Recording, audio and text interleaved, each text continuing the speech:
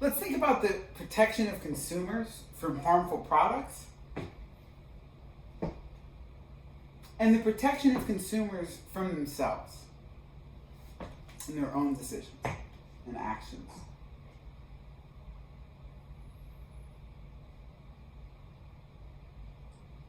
Legal paternalism is the government restricting our choices or our behavior for our own benefit, for the benefit of the agent or individual in question.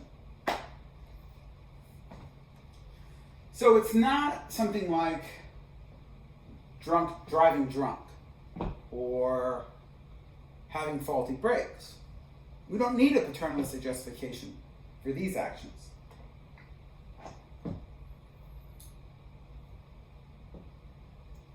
Let's say that Luke Cage, if you know Luke Cage, fantastic. If not, you should check it out. I love Luke Cage. He's not only is he bulletproof, but he would never be harmed by a car wreck. Let's say Luke Cage were driving around town. Would we let him drive drunk? No. Because he can harm other individuals by doing so. So we stop that action.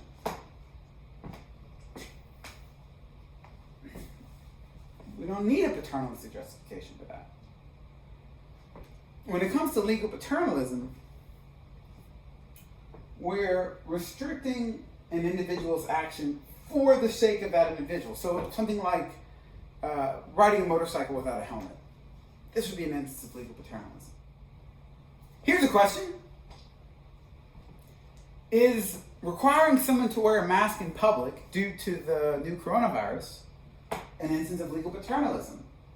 The answer is categorically no. To see this, imagine that we find out that individuals with a certain gene variant are asymptomatic if they contract COVID-19. So your friend Sam has this gene variant. Let's say he contracts COVID, or we don't know whether or not he did. Do we say, okay, Sam, go gather in large groups. Go to Target, stand next to someone else. Hey, don't wear a mask. Don't wash your hands. No. The bar is set a bit higher whenever it's a case of legal paternalism. So we don't need much justification for stopping someone from murdering someone else. It's not really a philosophical question.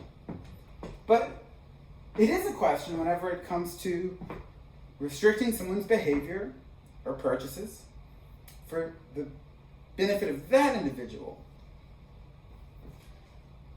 This seems to need justification. A couple things at the outset. The first is to remember that we're all consumers. Even if you're a producer or aim to be a producer, you are a consumer. By virtue of watching this video, you're a consumer. Consumer of a poor product, but a consumer nonetheless. The second is that because these ideas have political implications, people's minds are apt to shut off.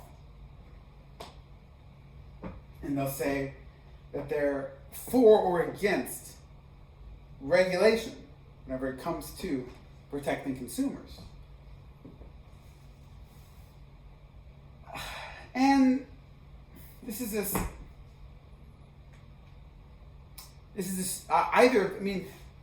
an insufficient response, let's say, because no one actually wants no regulation to the point where you go to buy a bottle of water from a vending machine and it has cyanide in it. You die and your family complains and they say, well, buyer beware. We don't want that. No one actually wants that world. I don't want that world. But at the same time, I don't want to pay $20 for a bottle of water from the vending machine because it's been tested so many times, purified to a certain extent either. So there's a certain amount of regulation whenever it comes to the cost of goods. And then it seems like there are certain issues or cases where it's okay to override someone's decision. It has nothing to do with cost of the products. It's okay to override someone's decision. So, my friend Ayşe, she's from Istanbul. She started smoking at 13 years old. She would go to the market bazaar and buy some cigarettes. At 13. Most of us say, well, a 13-year-old shouldn't be able to make this decision. At the same time, I was recently very scared about losing certainly the most precious object that I have.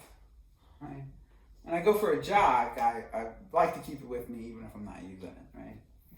I feel better when I have it in my hands. Now, someone might say, well, let's just suppose it's not in my best interest. Well, I don't care. Right? I want this choice. And the good news is, it's not like we just have to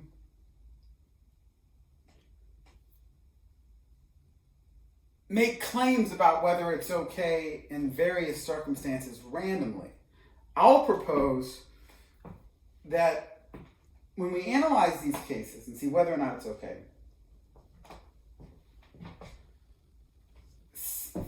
it's probably at least a necessary, not necessarily sufficient, but at least a necessary condition that the individual in question lacks either information or rationality. So, information is pretty straightforward, but it's important to keep in mind that information comes on a spectrum.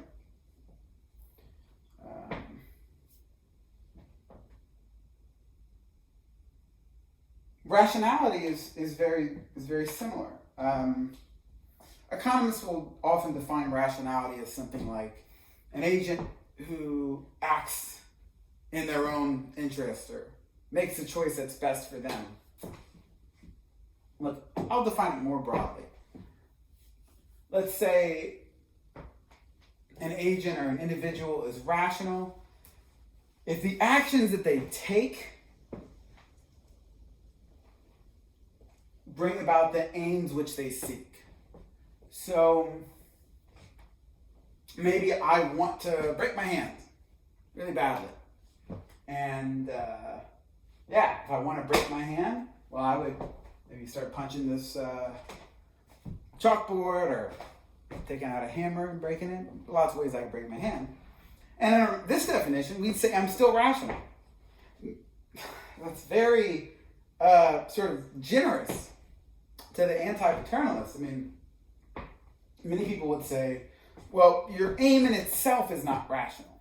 The argument that the government should be able to restrict individuals' decisions for their own sake is that, well, we'll make people better off as a result.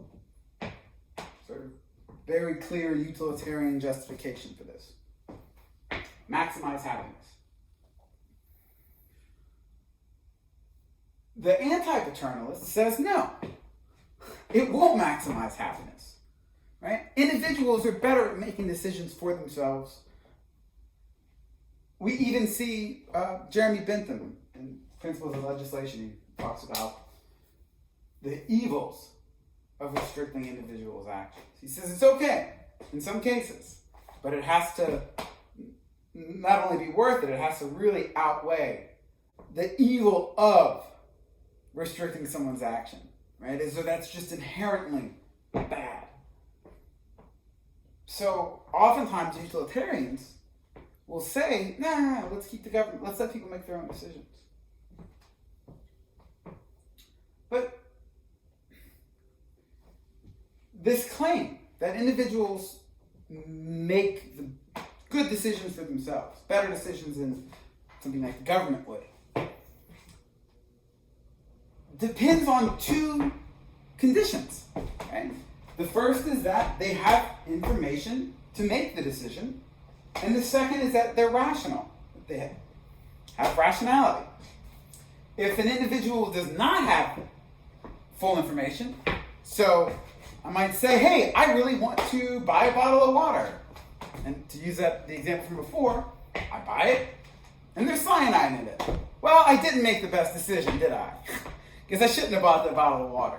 Had I known there was cyanide in it, I wouldn't have bought it. Okay? But I didn't have information, so I couldn't make a good decision. And then the second would be rationality. Most of you probably agree that a 13-year-old should not be able to start smoking, just going to the store and buying cigarettes for themselves, right? No, you're 13. You can't make that decision yet for yourself. We see this with people with cognitive problems. So I might be a good example of this. As well as, say, addicts. And I mentioned cognitive problems, but in many cases, the elderly. I know a woman who is in her late 80s. English was not her first language, and she never had any formal education, even as a child. She calls me one day and mentions that she bought a life insurance policy. This is a woman who, if her medication is $2, her prescription, she says, it's so expensive, I don't know that I can afford it, living off Social Security. She buys a life insurance policy. Some guy knocked on her door and said, do you really want to leave all this debt for your funeral and these various things to your loved ones? So she describes the policy to me. She says, if she wants out of the policy, she gets all of her money back.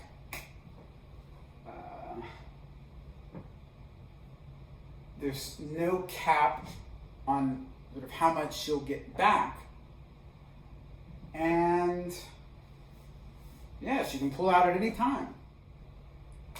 I ask her if I can take a look at the policy, the contract.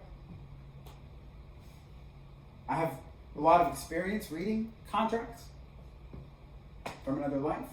And it took me 4 hours to try to figure out what this policy entailed. But it was a couple things were pretty clear. The first is that if she ever misses a payment, she loses everything she's put in. After a few years of paying $100 and something a month, after 4 years, if she misses a payment or she backs out of the policy, she'll start to get like $100 back this month, $150 back the next month. And how much money she gets back is capped at $10,000. Oh, and if she dies before a certain point, the policy doesn't go into effect. And many, many, many types of deaths are restricted. So I called the insurance agent. I say, she thought A, B, and C. He says, well, I don't know how she got that impression. Oh yeah? You don't know how she got that impression? I have an idea. Maybe you misled her. Maybe you misled her into thinking that.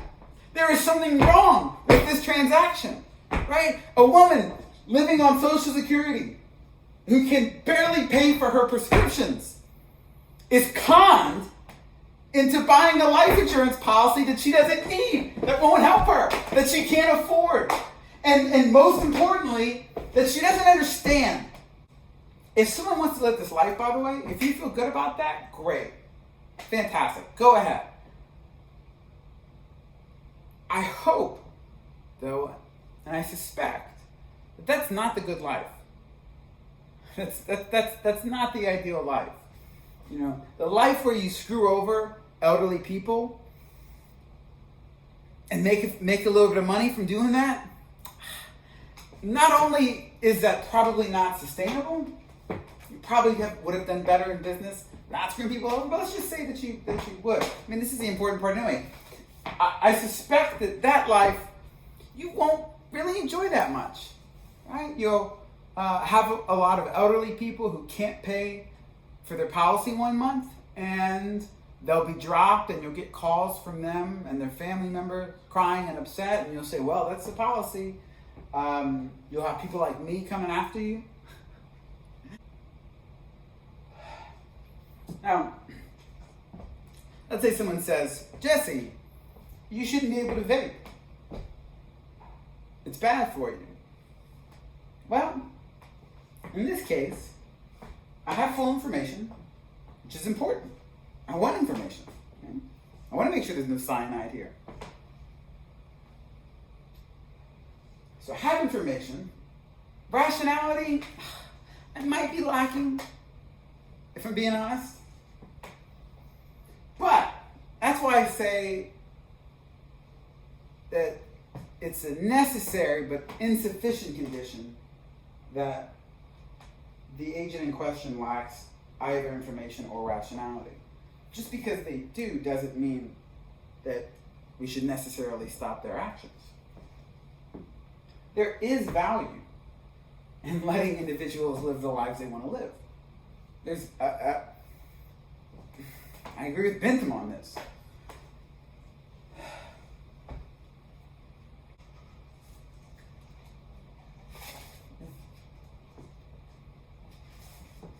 So, it was claimed, this is back when there was more trans fat in the United States,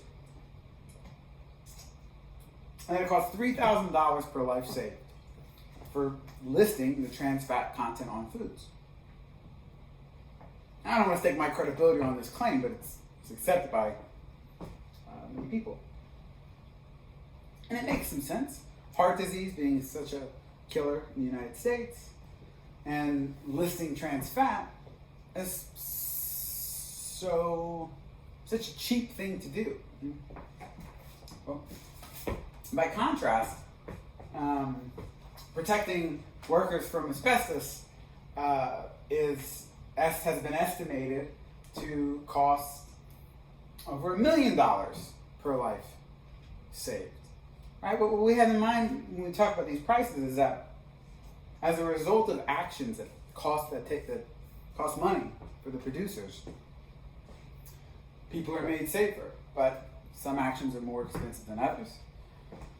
And some actions are more likely to protect individuals than others. I just want one more of these.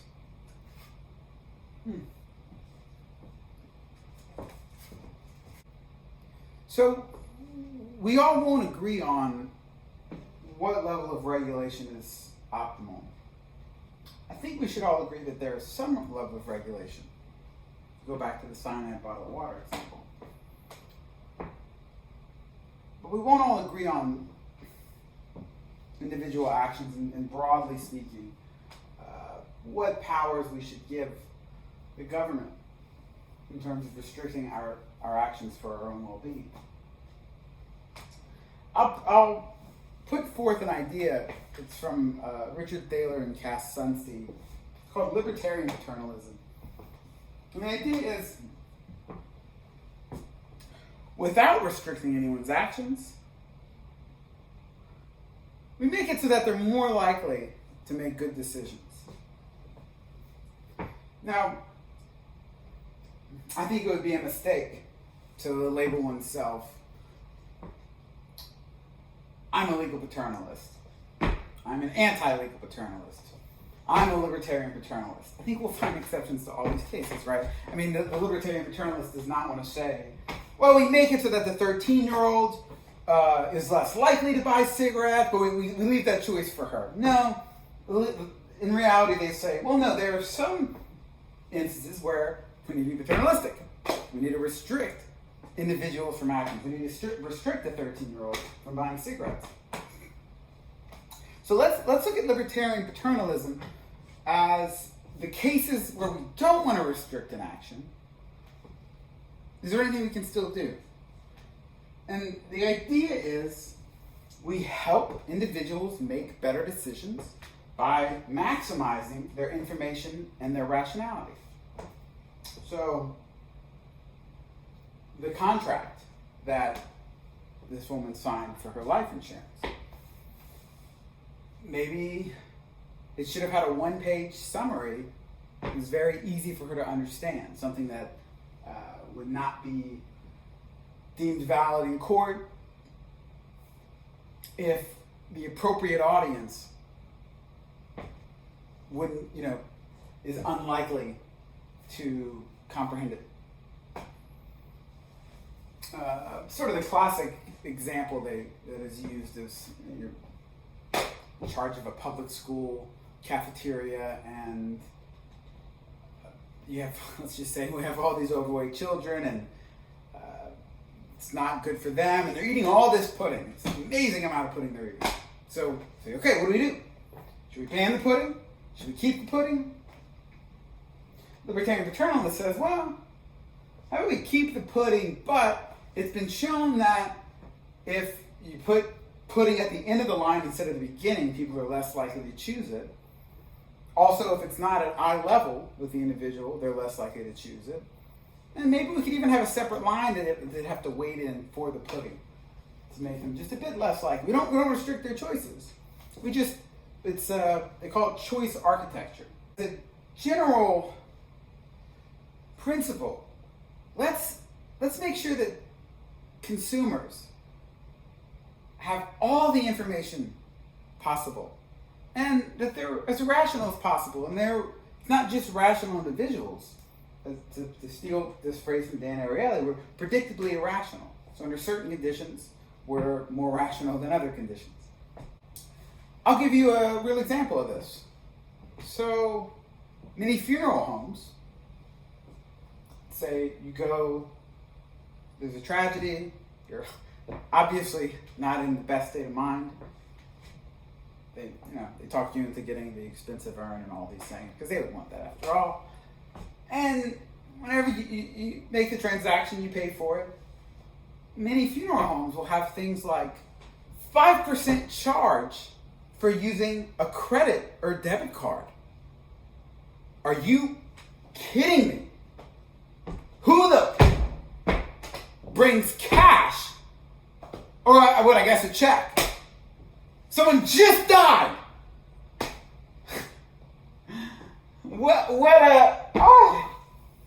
How sleazy, how terrible, right? Is there anything worse than that? Sure, but that's on the list. So maybe we can help maximize individuals' rationality.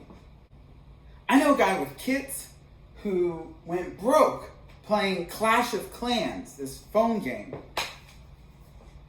He had so much regret. Clearly, he lacks some rationality, right? Clearly, he's not making good decisions.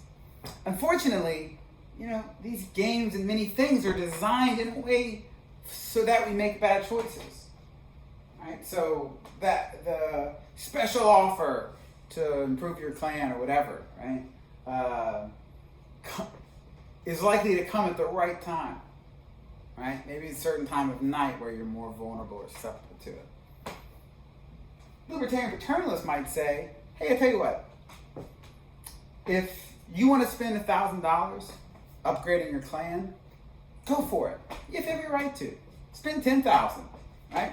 Sell your house, right? And get the best clan in the world. Maybe that's what someone really wants to do, right? But through my definition of rationality, if you truly want that, we'd say they're rational. But let's say, okay, if you want to spend $1,000 on this phone game, let's have a 12-hour waiting period or a 24-hour waiting period, right? Chances are, the individual will wake up the next day and say, oh, I don't really want to spend $1,000 upgrading my archers. So in sum, legal paternalism, the government restricting individuals' behavior for their own well-being, has economic costs, and we have issues of autonomy, people being able to choose, freedom of choice. I claim it is okay in certain cases, mainly if the individual lacks information or rationality. I put forth that that's a necessary but insufficient, but at least a necessary condition for restricting individuals' behavior for their own well-being.